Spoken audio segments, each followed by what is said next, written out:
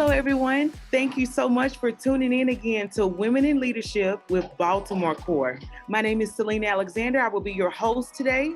I am a public ally with Baltimore Core. I have the distinct honor of working on the technology, media, and communications team as their program and communication specialist. I'm so excited about the phenomenal women that we will be hearing from today. You guys, let's just jump right in. I want to hear from you. Tell the world, who are you?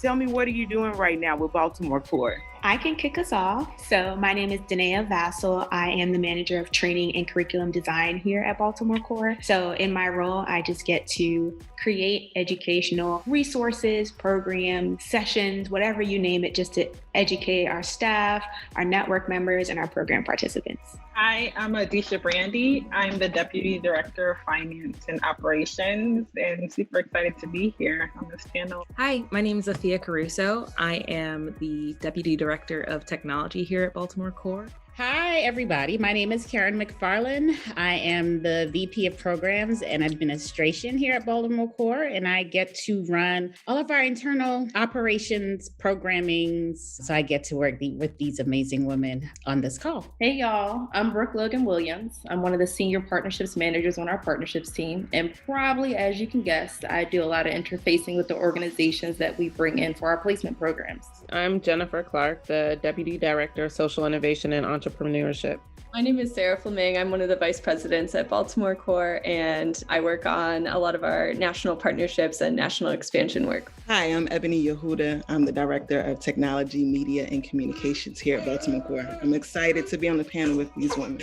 I wanted to just kind of get a little bit more information about you guys. So how many of you guys are like actually from Baltimore, or, just kind of tell me how exactly did you get here in Baltimore City working and making a difference here? For me, I've always loved Baltimore. I share this story with a number of folks. My first visit to Baltimore, I was a high school senior. And, I went off to college and I was trying to, I just remembered Baltimore, and I encountered a lot of amazing people just on my short little visit. It took me 17 years before I got back to the city of Baltimore. And, I moved to Baltimore. I took, a chance, and Baltimore Core took a chance on me. Fagan did, our president and CEO. In 2017, in January, I became, at the time, Director of Programs, and I have not looked back. Baltimore is, my second home, and I absolutely love the city here, and there's so much potential. It really is the best place to change the world and to be an example of what a city can look like when there's all hands on deck, and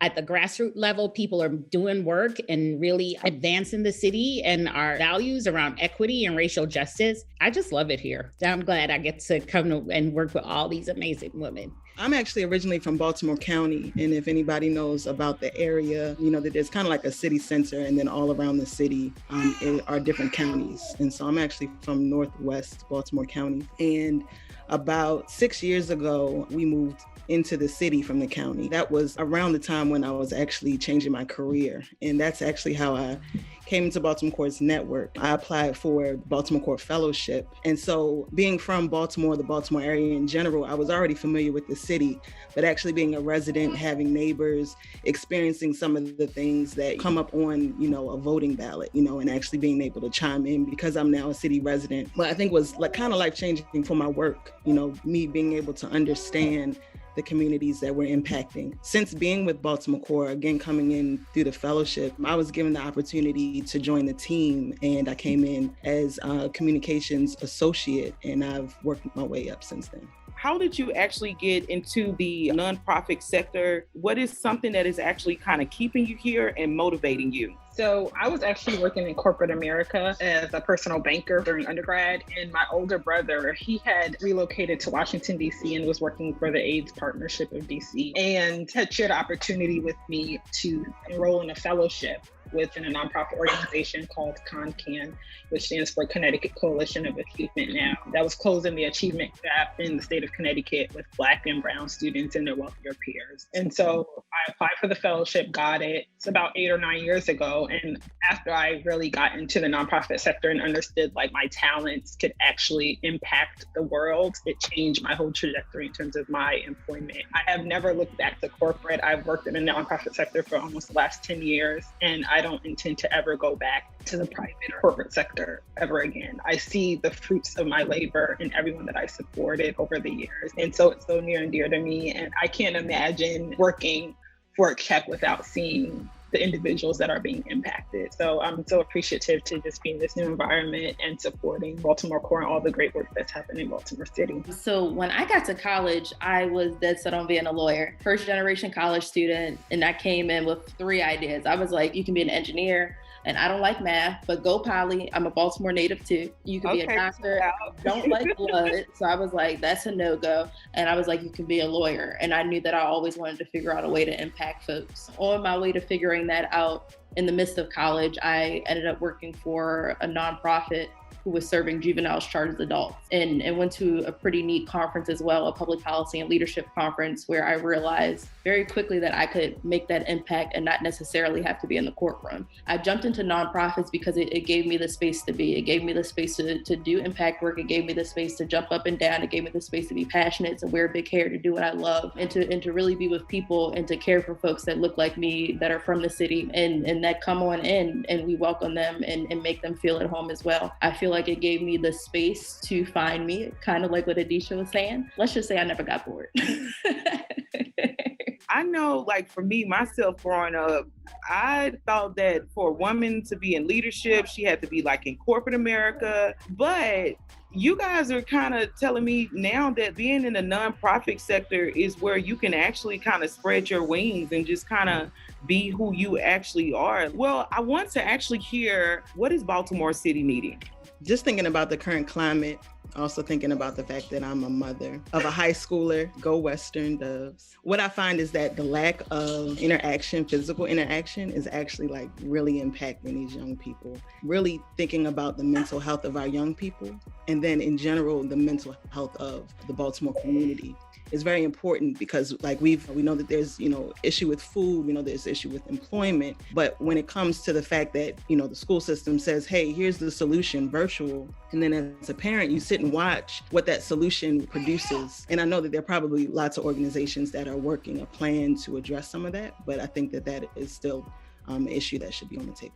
You know what, Ebony, you really hit on a really big passion point for me, because mental health is something that is overlooked. A lot of people are trying to operate in the realm of anxiety and stress. Being a woman in leadership, you set the tone for the people that is behind you, right? So like, how exactly are you taking care of yourself on an everyday basis so that people can kind of look at you as the model of what they should actually do? I know when the lockdown first started, I was home and eating my way through this lockdown. So after a while, my body was like, girl, what are you doing? And so I really started emphasizing working out. I work out 5 days a week and really watching what I ate. And my body is thanking me for it. And also, I'm a woman of faith, so really spending time on my faith and just meditating. We have to listen to our bodies. We have to listen, not just our physical bodies, but mentally. We do a whole lot and we carry a whole lot. Any woman here on this call, we run stuff on a day-to-day basis. Right, I'm gonna get off the mic on that one, right? we run stuff. We run this organization, right? And you think about the work that Jennifer leads. She's working with people who wouldn't even get a second look as far as, their ideas and their projects, right? When you think about the work that Brooke Logan does, she's engaging candidates that wouldn't get a second look from employers and trying and selling and being their advocate. When you think about the work that the technology, media, and communication team does, they are out there telling the stories, not just about Baltimore Core, but our overall network. the work that Afia is now leading around removing the barriers to just having a decent resume and having a tech system that considers biases. When you think about the work that Danae is doing and that our talent comes in, guess what? They need professional development to get them ready. And then Adisha holding it all together so that we all can get paid, we all have benefits, and we don't have to worry about that stuff. Our work is more than work to us. It's our passion. We're completely dedicated to it. So it's sometimes hard to step away. The whole context of equity and racial justice, it is so ingrained in our lives. So you take that stuff home. We live what we're trying to change. It's a passion for us. And so in those moments, we have to listen to our bodies. We have to listen to like how we're feeling mentally. And I think for many of us, we keep each other accountable. You know, you're women. You know the women on your team. You are actually doing exactly what you're supposed to do as a leader. You're supposed to get to know like your team. What are they doing on an everyday basis? Are they actually taking care of themselves? Karen covered a lot of great things, but I think one of the things I appreciate the most about being at Baltimore Core is really like the focus on self-care. So at an organizational level, from our leader to everyone on the team, everyone supports each other in making sure they're taking care of themselves, knowing when they're having a challenge in their life and, you know, need some special time to take care of themselves. And like Karen said, holding each other really accountable to taking those days. So she definitely does invite me to my days off when she knows like, hey, Sarah, you're not working at your best right now. You should take the day and make sure that, you know, you're taking care of yourself. Also supporting me as a mother. So I feel very lucky to be at an organization where family is put first. And if I ever need anything from my family, you know, I always know that that comes first before work. And I appreciate that very much. And so you can tell from the very beginning of the start of the organization that wellness and well-being of everyone on the team was placed as a high priority. I think when it comes to work-life balance, it really has to do with setting intention and boundaries. So set the intention for each day, set the intention for your quarter, your month or week, however you want to do it, and just allow yourself to meet that goal or not, and like not beat yourself up about it, you know? And then also setting appropriate boundaries, being vulnerable, like letting somebody know if like, hey, this was a bad day, or hey, I think I need to go run a mile, or cook very slowly, which is my personal thing that I like. So it's just kind of like working like knowing yourself, like kind of as Karen was saying, but then also opening up enough to let others know you. Being vulnerable is hard, but being able to be there to support somebody in their vulnerability is it's just as hard, and it's just as part of the work. So it's really wonderful to be at an organization where that support is there, you know? Women, we have to hold a lot. We multitask and we carry a lot. And I just know that behind any powerful person, a woman is somewhere in the pipeline there. So for the first time in history of the United States, we have a woman of color as our vice president. What are your feelings all around that? Obviously, this is like a highlight of my existence. Haven't been on the earth that long, but highlight of my existence. One of the first things that came to my mind, and she also shared this in one of her speeches, is this is proof that you really can do it. And I think in my own career, as I'm trying to, you know, grow and elevate and step into more leadership roles, I always sometimes struggle with like an imposter syndrome. I second guess myself. Do I really have all the skills? Am I gonna fail because of X, Y, or Z? And so for me, just seeing her achieve this, and just the fact that she is very conscious about talking to other women and younger girls about, you know, her journey, I think it's very empowering, and it even for me continues to give me the fuel that I need to step into those roles or even just apply. I don't know the statistic, but I know there's been research done on a man and a woman will look at the same job description, and a man will know, I have 0 credentials, but he'll apply. Whereas women, we won't even put ourselves in the running because we've already psyched ourselves out. So every time I can see a woman who is like breaking a barrier, doing something, it just gives me more fuel to just even try. I certainly feel that in this time and place, and not just for our country, but maybe for our city, focus back on Baltimore City, there's a lot of opportunity for growth, even like within our organization, just to show just how far we've come. Like last year around this time, it was maybe like, I don't know, 15 of us. And now there's like a whole screen full of us. So even in our work specifically, just to see how far we've grown and to show that the impact that we've had on this city and just continue to have is exciting. Definitely excited for the growth and the potential for our nation, and also within our city. We have new leadership there as well. So it will be interesting to see what that looks like for us as an organization. So much potential for growth and advancement for us. Wow, Jennifer, thank you so much for that. Can you just kind of share with me some of the programs that you lead with Baltimore Core? With me specifically, I'm over the Elevation Awards, which is a $10,000 seed grant given to community leaders. And I also oversee Kiva Baltimore. It should be noted that with Kiva Baltimore alone this year, 81% of the people that have secured Kiva loans this year have been women. So it's just going to show that us bringing that program to Baltimore Core has really been successful. It's really hard for people of color and women in order to secure finance or capital for their programs. And so Baltimore has been able to do both for those that work in nonprofits. So with the Elevation Awards, seeding them with $10,000, and then also with Kiva being able to loan up to $15,000 to small business owners, specifically in this time of COVID when they need help the most. And we found out that a lot of small business owners, particularly people of color, have been locked out of PPP loans. So just being here in order to support entrepreneurs, to support people with ideas and ideas that are helping to benefit their communities, helping to grow their communities, and helping to advance their communities is something that I take great pride in. I think one of the things about Baltimore Core is that we're so much more than a program, but we're really a platform where talent can find opportunities. If you are someone who is passionate about making a difference in the city of Baltimore, and you are looking for someone who will advocate for you, whether it's through Elevation Awards, or if you're a small business owner where you need a loan, a $15,000 interest-free loan, or you're a young person who's looking to enter the social impact sector and you don't have a lot of experience, we have our AmeriCorps apprenticeship program that we run, Public Ally.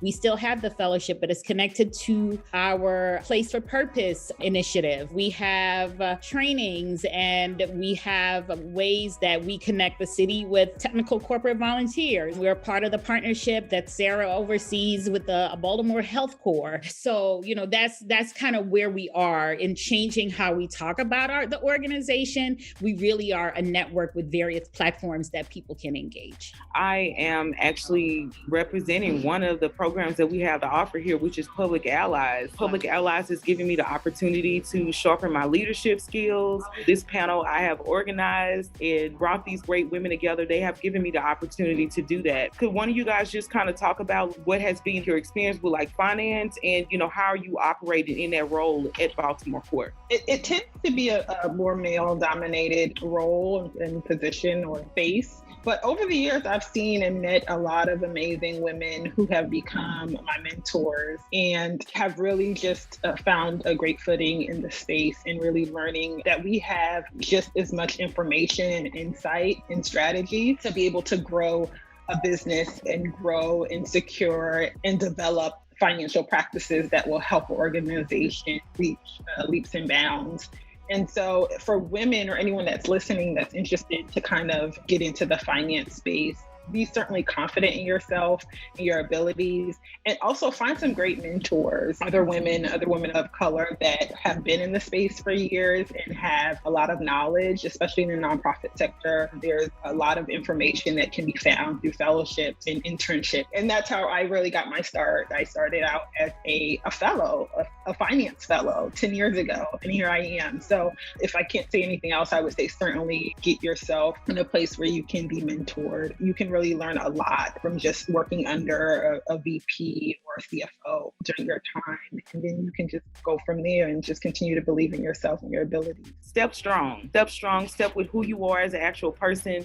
Several women on this platform have already shared that, what I'm gonna do is scared. Put your best foot forward because it is enough. I wanna just ask you guys as the last final question, what is something that you guys can share? What are some of the nuggets and things that you suggested they should be doing right now? A story that's untold, and I think Sarah needs to talk about it, is her story of how she got to Baltimore Core, because she has been here the longest. Let's see, I first got connected with someone else that worked at Baltimore Core, and she introduced me to Fagan. And at the time, I did not know that Baltimore Core was like looking to expand their team. And so I showed up to my meeting with Fagan, and it turned out that it was an interview, but I had no idea it was an interview. So I was very unprepared and it didn't go very well. So we left that meeting, but I was very inspired by the work that Baltimore Core was doing and by Fagan's leadership. So I continued to show up to other Baltimore Core events, and we eventually reconnected. And because I showed up again and, wanted to revisit the conversation, Fagan gave me another chance. Then I started working with the team. And at the time, it was a team of 4 people. So I've had the pleasure of seeing the team grow and the organization grow by leaps and bounds over the last 6 years, and just really love working with everyone on the team. But yes, it was an interesting start. I guess the lesson there is just keep showing up and know what you want and make it happen. Something that I would encourage everyone to do, especially Black women, especially young folks, is to find mentors. Find your tribe early, find your village early. I wouldn't have been here if I didn't have somebody whose footsteps I could look at and say, hey, I'm trying to be like her. I'm trying to figure it out. And for the young folks, that really just means someone who you can trust to plan career steps, someone you can trust to help shape your life holistically to get to your goals, whatever that may mean. That may mean paying out your credit card. That may mean figuring out what classes to take before college. That could mean what classes to take in college. And that could mean what things to do afterwards. And I think it was really important for me to find someone that looked like me, that had a similar background, that could help me navigate that process, especially as I was doing the whole non-traditional thing and decided not to go to law school like everyone thought I would. I definitely want to echo what Brooke Logan shared. I have amazing mentors, and pretty much everything that I have, whether it's in my personal life or professional life, came because some woman was like, I see this in you, let's go. I will also encourage women or anyone listening to just understand that you will also have to put in the work. We definitely have the understanding that there's those systemic things that are working against us, but I think that we are very resilient. And I definitely want to specifically speak to Black women. We do have so much that is within us, and sometimes we do have to put in that work. Sometimes it is going to be a little tough depending on what you're going into. If you're going into a predominantly male, dominated field or things of that nature, there may be that little extra that you have to do, but knowing that it is going to be worth it. And it's very rare that we break a barrier that is only for us. It's very rare that that's what takes place. So if you feel like you've been called to do this thing or this, that you have the capabilities or whatever, put in that work, because the barrier that you're breaking is very rarely just for you. And so for me personally, that's something that keeps me going, even when it's tough and it's hard and doesn't make sense, that I know that there may be somebody, and I have a younger sister as well, that there's somebody out there that can benefit from where I am. I would love to do for someone else what people have done for me. So that keeps me going. It is worth it on the other side. I remember even my junior high school teacher telling me that when I said, I'm going to go to medical school, right? And mind you, in my family, I already had doctors in my family, had nurses in my family, all that stuff. So I knew what it took. There was this preconceived notion about these little Black kids in the inner city of Bed-Stuy, because I went to school in Brooklyn, in Bed-Stuy in junior high school. And so, there was this preconceived notion that none of these kids are going to make it out. And let me tell you something. About 10 years into my career, I was running an educational program in a school that my 8th grade teacher was not working in. And the first time he met me, I walked up to him and he was like, oh my gosh. He was like, you're one of the few. I was like, no, actually I'm not, because many of us made it out.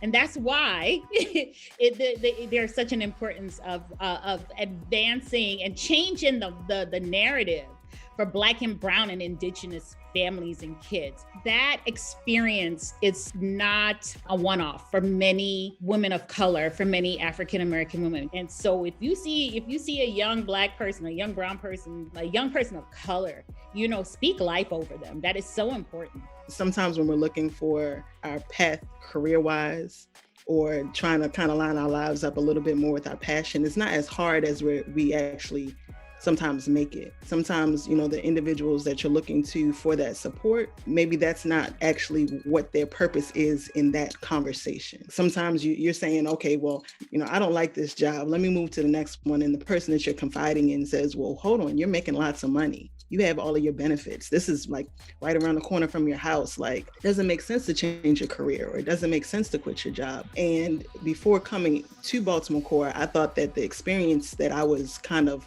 walking my path and journey through was completely and totally unique to myself. But just going through internships and talking to mentors and other women in leadership, I didn't always get the, oh yeah, go ahead for it. Like I heard about that fellowship or I heard about that opportunity. I'm sure you'll get in. Like I didn't always get that. And so knowing who I was, knowing the things that I was already passionate about, knowing that regardless of whether or not I had ever worked in the communication field or in the nonprofit field before, that was something that I was already doing on my own, and I was already building business. So in identifying a network that supports business owners and women in leadership, I was given that opportunity. But sometimes it's literally just kind of pushing past the naysayer, or somebody says, well, I'm not sure if you'll get in, like maybe you should just go ahead on to work, or, just continue with what's working for you. But if you maybe have the bravery, if you have the ability just to kind of step out and realize that maybe somebody is no longer holding your hand, just step out on faith, just push through it. Even if it's, an